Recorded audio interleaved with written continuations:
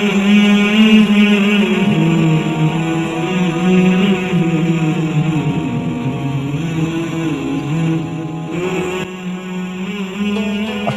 আলাইকুম আরহামতুল্লাহ। কেমন আছেন আপনারা সকলে?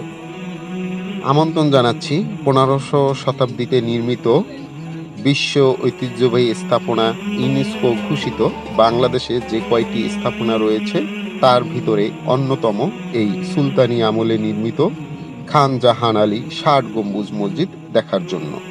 চলুন এর চতুর্দিকটা একটু ঘুরে দেখি আমরা।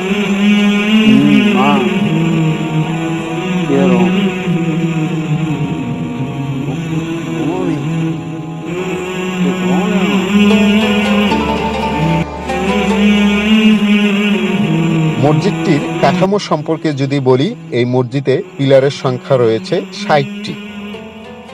মসজিদের ছাদকে গম্বুজে রূপান্তরিত করা হয়েছিল। গম্বুজের পরিমাণ রয়েছে 77টি।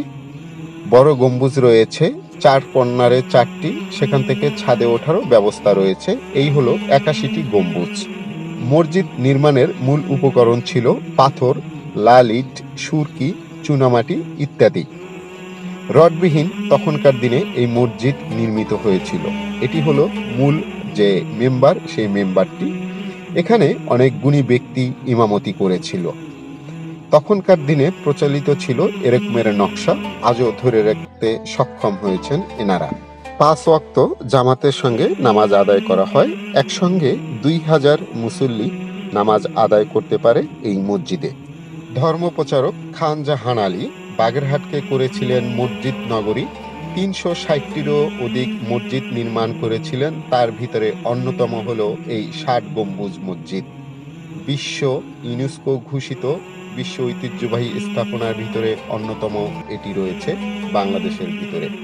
যাই হোক, আজ এ পর্যন্তই। ভালো থাকুন, সুস্থ থাকুন।